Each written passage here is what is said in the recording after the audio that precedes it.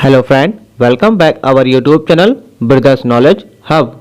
You will also get to see the daily current affairs here as well as important question and answer related to KVS, NVS, NET, JRF, SRF, physical education etc. Today's our topic respiratory system part 2.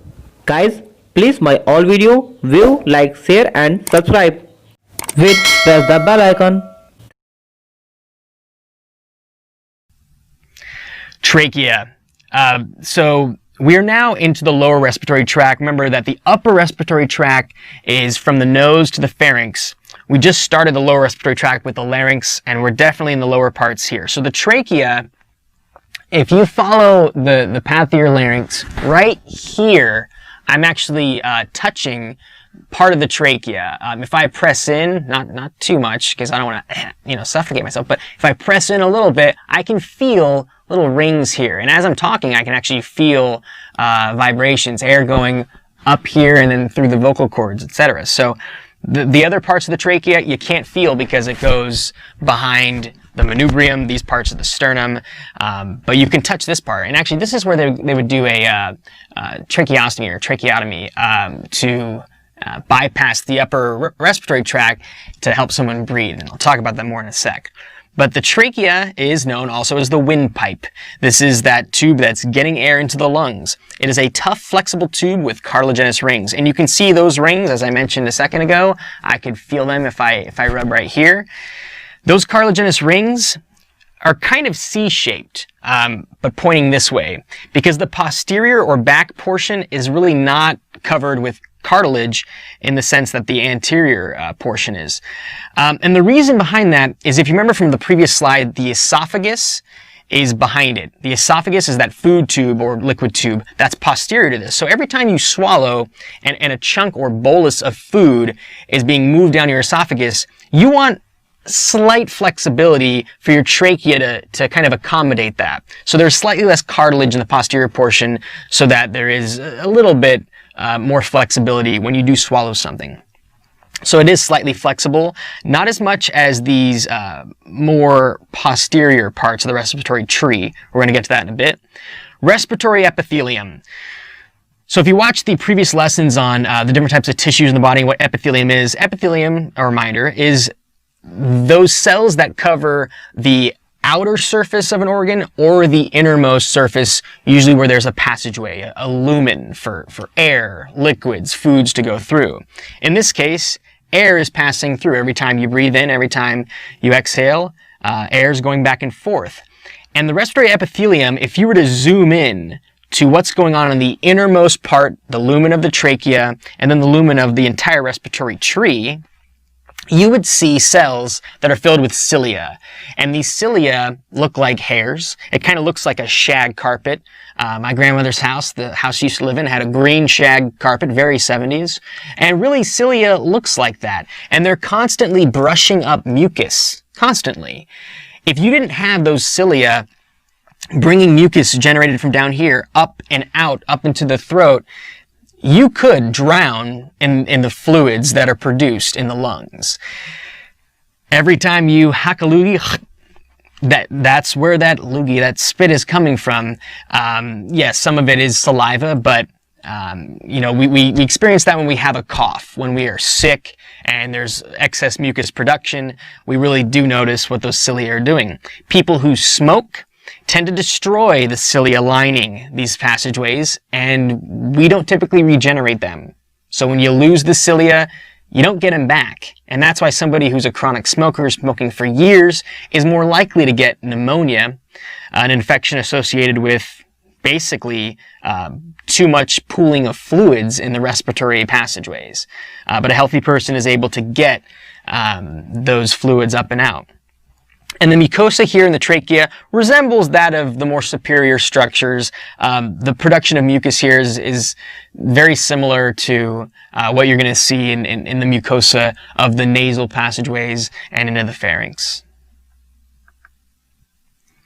When we go a little bit more inferior, we get to the bronchi and the bronchioles. Bronchioles basically means miniature or tiny bronchi. So this is plural, the word bronchi. A bronchus we would replace the I with a US, is one of them. So here, right here on this picture, is one bronchus. Here's the other bronchus. And these are actually called the primary bronchi. Primary bronchus on the right, and this is the left primary bronchus. So there is one for each lung. This is an anterior shot. We're looking through the chest of this person. So even though this is on your left, this is where the right lung is. This is where the left lung is. So right primary bronchus, left primary bronchus. And it goes in sequence from primary to secondary to tertiary. As I said, this is the primary one. These in here would be your secondary bronchi branching off of it, and then you get into your tertiary bronchi. So it is like a branching tree that's upside down. And they do get smaller diameter as you move along, and they have less and less cartilage. By the time you get to what are called the bronchioles, which are branching off of all of these tertiary bronchi, you're not going to have any cartilage at all. And the purpose of that is as you move through and you get less and less cartilage, you're able to expand and contract those passageways more. The cartilage isn't kind of inhibiting it. And that's good in terms of like getting more air or less air into your lungs when the need is there. And yes, smooth muscles are lining the bronchi and bronchioles. Those smooth muscles, especially at the deepest parts, especially at the ends, are going to allow for dilation and contraction of these passageways. The bronchioles, as I said, are like little tinier branches that are coming off of the tertiary bronchi. The tiniest little branches leading to the leaves, and the leaves, if we're going to continue that analogy of a tree, would be the alveoli coming up in the next slide. With the little drawings I'm making here, I'm not even doing it justice. There are so many bronchioles. And like I said before, the cartilage that you see, these little grayish rings, you can see they get reduced and reduced as you get into the tertiary bronchi. When you get to the bronchioles, no cartilage. And you're having a much thinner tube. You've got that respiratory epithelium still in there. And you have a greater degree, percentage-wise, of expansion and relaxation, or dilation and contraction. When I said expansion and relaxation, that's actually the same thing. It's dilation and contraction or constriction.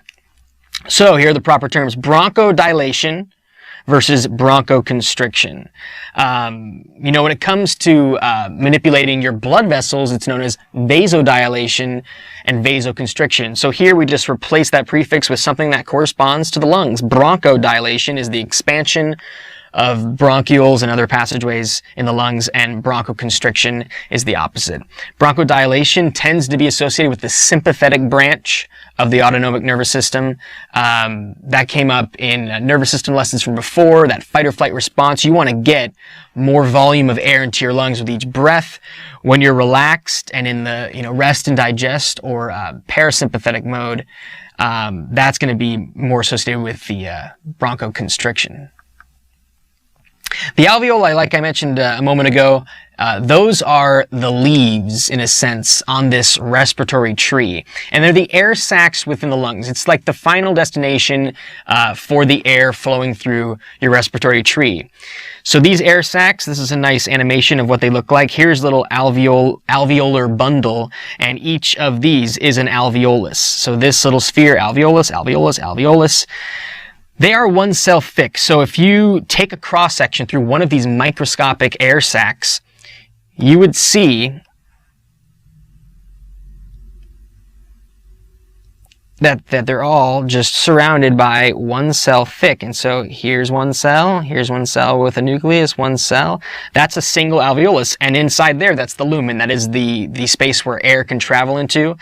And this is made of simple squamous epithelium, which came up in that tissues lesson from before. Just like capillaries, the smallest blood vessels of your body, being one cell thick, these are also one cell thick. And this is very interesting. Right here, when we look at the red and the blue, that's a capillary network surrounding the alveolar bundles. And it's great that air only has to pass through two cells. It passes through the cells of the simple squamous epithelium around this alveolus, and then it goes into the capillary. And the wall of that capillary is also simple squamous epithelium, and so you have very adequate diffusion. Think if it was like 10 cells thick, it would be harder for air to travel through. It wouldn't happen as quickly and as efficiently. Each lung has approximately 150 million alveoli. So about 300 million alveoli in your lungs as a whole. That's amazing to think about. And these are very tiny air sacs.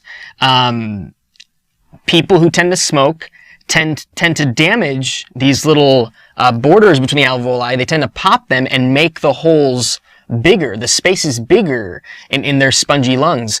And you might think, well, if they make the spaces bigger, oh, that's great, then they can get more air in there. It doesn't work that way. You want to have a large surface area, meaning having lots of different tiny bubbles or tiny alveoli is going to make it more efficient in terms of getting a lot of air into your bloodstream rather than having bigger holes. So that surface area is very important. I've read that if, this is an approximation, if you take all the alveolar parts, all the alveolar membranes, the simple squamous epithelium, and if you were to like take them out of a body and lay them out like little tiles, it would cover a tennis court. That's amazing to think about, that tissue is in your lungs. So like I said before, every alveolar bundle is surrounded by a capillary network, which you see in this picture.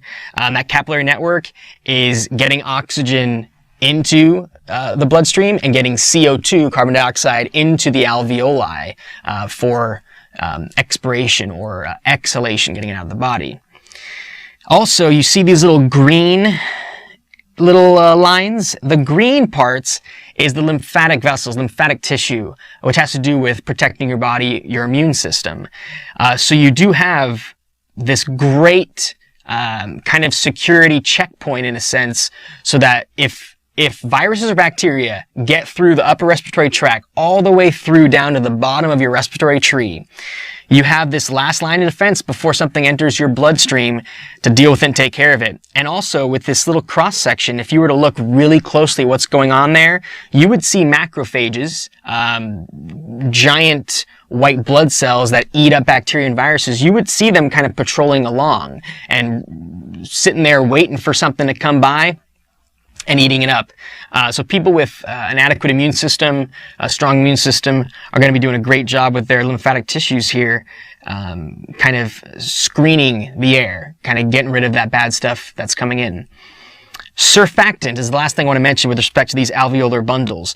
Surfactant is a chemical that's a combination of phospholipids and protein that has to do with reducing the surface tension. So if it wasn't for surfactant, your alveolar sacs would tend to collapse. We don't want that to happen. Surface tension is a good thing because it has to do with getting stuff out of the air into water. And we want to get stuff out of the air, specifically oxygen, into the fluids of the body, into through the alveolar wall and into our capillaries. But if the surface tension is too high, these little bubbles, you can think of them as being like little bubbles in the air. They would collapse. They would cease to be how they should be. So surfactant is this secretion right next to that liquid part of it that helps keep the alveoli expanded properly so that we can continue to breathe air. Now, if you don't have enough surfactant, the little air sacs could collapse. And the problem, one of the many problems with some premature babies, is if they're born very early on in the third trimester, let's say they're 2.5, 3 months premature, not only are their organs in general underdeveloped and they're very small weight and they tend to lose heat fast, there's a lot of factors that are a problem, but the amount of surfactant that baby has produced is not nearly what it should be when they're born. So they actually will supplement their little premature body with surfactant so that their lungs can maintain the alveolar integrity in terms of them being expanded enough to continue to get air into the body. The lungs as a whole, these spongy organs that have that respiratory tree inside of them. The right lung has 3 lobes. It's a bit bigger than the left lung, which has 2 lobes. And once again, this is an anterior or ventral shot. Here is this person's right lung. Here's this person's left lung. And you can see there's this little indent here where the heart should be. So that little nook right there is where the heart is nestled. So that is why the left lung is a little bit smaller, to accommodate the heart. And if you count the lobes, yes, there's 1, 2, 3 here, 1, 2 for the left lung. There are deep fissures, little borders between the lobes. Right here is a horizontal fissure. Here's an oblique fissure, a diagonal one. Here's another oblique fissure. The right lung is a bit broader, left lung longer, ever so slightly. So if you were to look at the right lung, it is a bit wider. The left lung, a tad bit longer. And the reason why is if you look at where the liver is situated, the liver is more on the right side of your upper abdominal cavity. So the left lung doesn't go down quite as far to accommodate the liver, which is right here. Of course, the border between the thoracic cavity where the lungs are and the abdominal cavity is something called the diaphragm. I'm going to mention more about that in a bit. The spongy appearance and the spongy consistency of the lungs is because of the alveoli. All of those microscopic air sacs scattered around adjacent to the ends of those bronchioles is going to make it have that spongy look and feel. And the lungs are surrounded by membranes. So there are 2 membranes. Each of them are pleural membranes, not plural like more than one, but pleura. The pleura, you have 2 of them. One of the membranes is directly on the lungs. Then there's a liquid layer between them, and then there's pleura on the inside of your thoracic wall, or the thoracic cage where the ribs are. Speaking of pleura, like I said, they're the membranes that surround and protect the lungs. It's 2 layers. So the parietal pleura, on this particular image, they call it the costal pleura, because remember, if you saw the lesson that has to do with the ribs and the axial skeleton, the costal term means ribs. So the muscles between the ribs, it's called the intercostal muscles. There's costal cartilage, which is right in here. You can use that term too. So whether you call it costal pleura or parietal pleura, it's adjacent to the inner thoracic wall and the diaphragm, which is the muscle right below the lungs, or inferior to the lungs. The visceral pleura is the one that's right on the surface of the lungs. So that is adjacent to the more superficial part of the lungs. We can call that the pulmonary pleura. Remember the word pulmonary, this happened, we went over this in the heart lessons, or blood vessel lessons. Pulmonary always has to do with the lungs. So instead of using the term visceral pleura, you might see it called pulmonary pleura in certain textbooks. So what's the deal here? Not only is it protecting the lungs, but that liquid that's in between. So you can see that this black region is the cavity that the 2 pleural membranes forms. And over here, it's actually adjacent to the pericardium, that sac surrounding the heart. What's the purpose? Well, it helps keep the lungs elastic. If the amount of pressure that's inside of this pleural region were to be changed, it would change the ability of the lungs to expand and contract adequately. For instance, let's say there was a hole.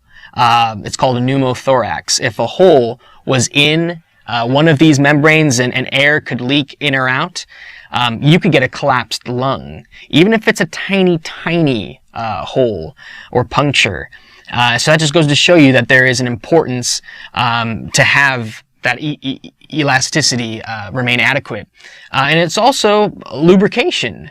Just like with the fluid that's inside the pericardial sac for the heart, the fluid around the lungs, it's like keeping it a well-oiled machine. You are expanding and relaxing your lungs all throughout the day, every day of your life.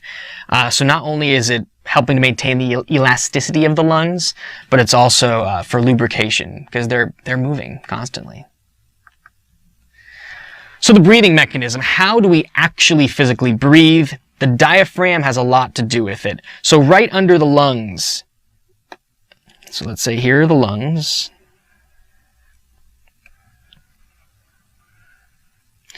Underneath there, you're going to have this dome-shaped muscle that goes right under the lungs and curves around and is attached to the most inferior parts of the rib cage. And it is the border between the abdominal cavity and the thoracic cavity. So it's a thin, tough, dome-shaped muscle that separates those 2 cavities, Contraction expands the thoracic cavity. So think about it this way. Every time you take a deep breath, the diaphragm moves down. So imagine that my hands here, the diaphragm, when I go, the diaphragm moves down like that.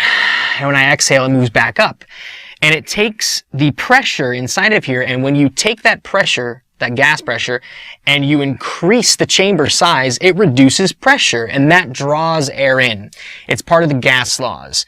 If you get a reduction in pressure, it's going to move air outside. And then conversely, when you take that diaphragm and relax it so that you take the amount of air in the thoracic cavity and reduce it, that makes the pressure increase, and that expels air out of that cavity. There's actually a really cool thing you can do with a water bottle.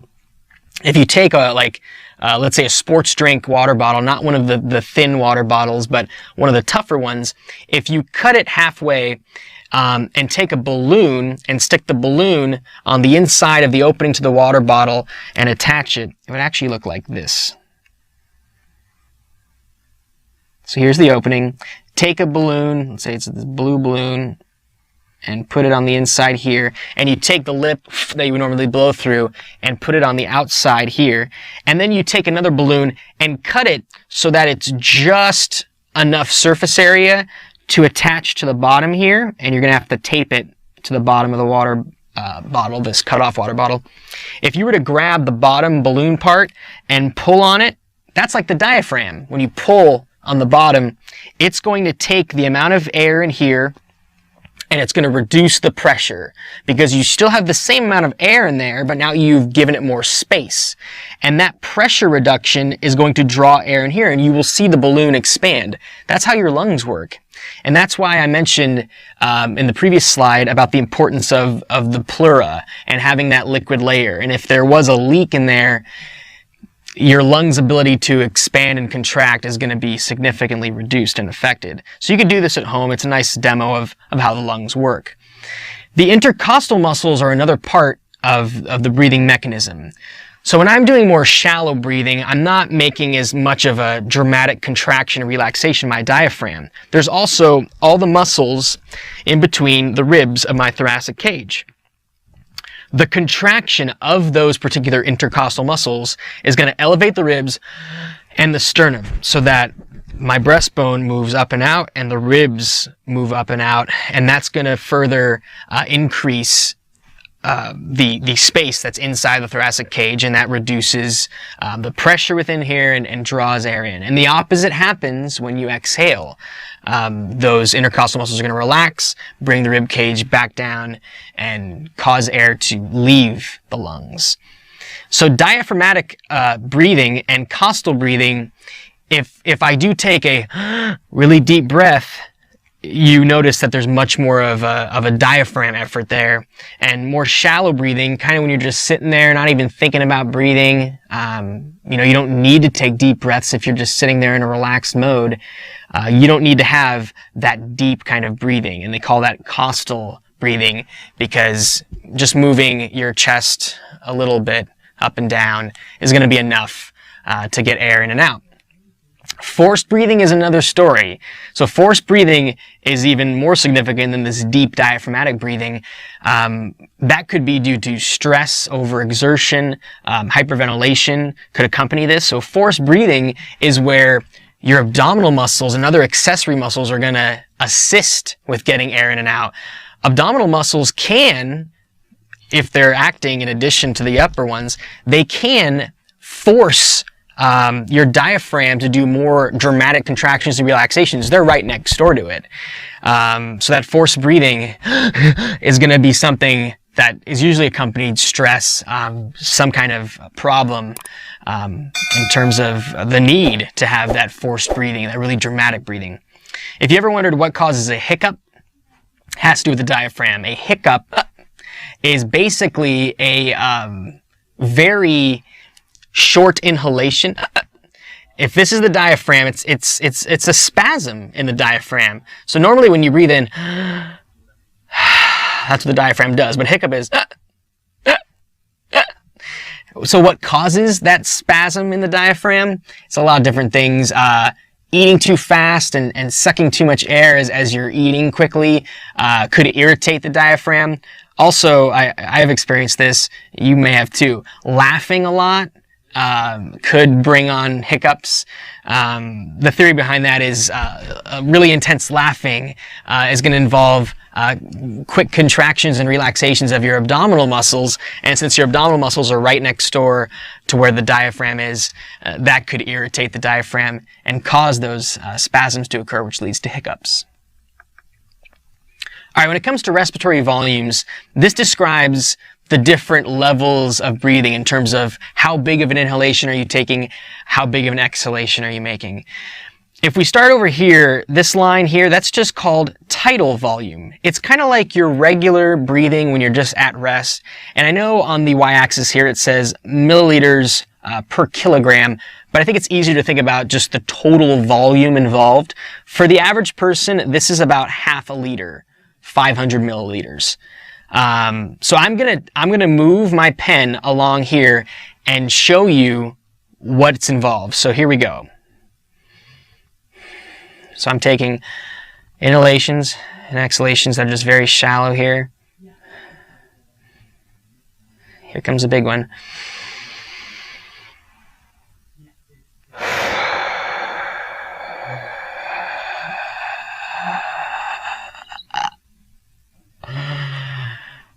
And so on. So there you saw what happened, that I went way beyond that typical tidal volume inhalation and took in as much air as I could at that moment. And that's called inspiratory reserve volume. So your lungs can take a lot more air in than you normally do with this tidal volume, just 500 milliliters in, 500 milliliters out. And here I went another, maybe close to a couple liters, and that's when you need it. So if you're taking a big breath because you're going to hold your breath, or you're getting ready to do something, you're going to need to take a bigger breath there. And that's known as the inspiratory reserve volume, which is the amount of volume your lungs can go past that tidal volume. And then I exhaled so much, I even exhaled past that tidal volume level and tried to exhale as much as I possibly could out of my lungs. Below the tidal volume, they call this expiratory reserve volume. And it stops here instead of going all the way down to zero, because you don't want to let every last bit of air out of your lungs, or your lungs would collapse. If you take all the air out of your lungs, there'd be no air pressure or gas pressure, and it would cause the lungs to just deflate. And a collapsed lung is not good for breathing. So there's typically what's called residual volume. It's, I think, a little less than a liter in the average person. So residual volume is the amount of air that tends to stay in your lungs. Now, if you get hit really hard, let's say in the abdominal area, that could cause someone, they say, oh, they've lost their breath, they got the wind knocked out of them, is another way for that to be expressed. That could cause some of that residual volume to be expelled, and the person's going to have trouble breathing. So it's good that residual volume is kept in your lungs so that your lungs don't collapse. Right here, this inspiratory reserve volume plus tidal volume, this should actually be phrased as inspiratory capacity. So this is your total volume for the amount of inhalation that you can take in terms of the amount of air. So inspiratory is like saying, you know, the quality of inhaling. So inhalation and inspiration, same thing. They're synonyms. All of this area below tidal volume, the amount of air that you can exhale below that, including the residual volume, that's called the functional residual capacity. So that's ERV plus RV. And then the total amount of air from the total max you could inhale to the total max you could typically exhale is called vital capacity. That's the range you have control over. So it's a lot. And of course, you don't want to get rid of this. But if you add together the vital capacity and residual volume, that's the total volume of air that you could possibly contain in your lungs. That's known as the total lung capacity. And of course, this is variable in terms of the precise measurements. I mentioned 500 milliliters earlier for the tidal volume. In someone that's really petite, it'll be less. In someone that's really large and has really large lungs, it can be a bit more. Partial pressures of gases is what actually gets gas in and out of the alveolar sacs in your lungs, and getting it into your lungs for that matter. The major atmospheric gases, if we look at the big four: nitrogen gas, oxygen gas, water vapor, and carbon dioxide. Nitrogen gas is about 78% of the atmosphere. Oxygen gas is close to 21%, and the rest is these two and other ones that make up a tiny percentage of the atmosphere, like argon, etc. So partial pressures determine how much of each gas will flow into and out of liquid from the air. And it all comes down to diffusion. Yes, you are actively expanding the lungs and contracting them in terms of the muscles' effect on expanding and contracting the lungs, but the movement of air in and out really comes down to diffusion. You're not using active transport or ATP to drive oxygen in and to drive CO2 out. It's diffusion, which is that passive natural process. So that's why it comes down to pressures. If the pressure is higher here than here, the gas is going to go that way. And that just comes down to gas laws. It's going to drive gas to where there's less pressure. And of course, altitude can have a dramatic effect on pressure. The reason why some people get short of breath when they go high up in the altitude is because if you look at the atmospheric pressure and partial pressures of gases at sea level, there's a lot more oxygen in terms of the pressure and the amount of oxygen that's in the atmosphere at sea level. You go up, let's say, 2,000 meters, 4,000 meters, you're going up really high in the mountains. There's a lot less gas, specifically oxygen gas. So the partial pressure of oxygen at that altitude, much less. So the amount of oxygen that is then going into the liquid layers of the alveoli is going to be less. So people end up having to take more inhalations to accommodate and to get that oxygen in there. And that can lead to, like I was just explaining, shortness of breath, lightheadedness. People are more likely to pass out from having less oxygen entering their lungs. So altitude, definitely a player that makes sense in terms of partial pressures.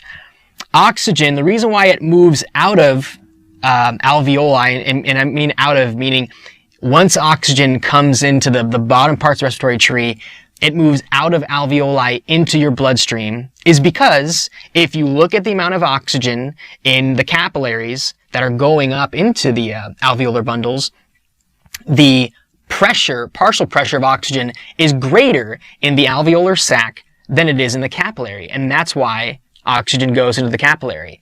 Conversely, it's opposite when you look at CO2. If this is an alveolar bundle, and here's the capillary going right next to it, and here's another capillary going right next to it, CO2 pressure is going to be lower in the alveolus than it is in the capillary. So in the capillary, CO2 pressure is greater because CO2 is that waste product you get from the cells doing aerobic respiration. You want it to go back to the lungs, so your capillaries are taking it back into here, and because of the fact that the partial pressure of CO2 is greater in your capillary than it is in here, the CO2 is going to make its way from the capillaries into the alveolus, allowing you to exhale it. And it's the opposite flow with oxygen because the partial pressure is flipped with that gas. If you look at this particular graph here, it shows you in the different parts of the atmosphere and in the body how the partial pressures work. Notice with nitrogen, it's almost the same throughout. In the atmosphere, the partial pressure of nitrogen a little greater than within the body. It doesn't change much in the body. Nitrogen is such a major part of the gas that we inhale and a major part of the gas that's found in the bloodstream. That's not going to change that much. But when you look at oxygen, look at the percentage in terms of the partial pressure of oxygen in the atmosphere and how it gradually gets lower. The partial pressure of oxygen can only drive it so far deep within the body. So it does get to our cells, but the relative amount of oxygen that's in the cells of our body compared with the amount that's in the atmosphere, it's significantly less. The alveolar gas, this is the gas that's actually in the alveoli. Here's the partial pressures in arterial blood, taking that blood to the body out of the heart. And then venous blood. This is the blood going back to the heart. And like I mentioned earlier, this is partial pressures within cells. Friends, I hope you all like this video. Please friends, my all video, view, like, share and subscribe with press the bell icon. Thank you for my watching video.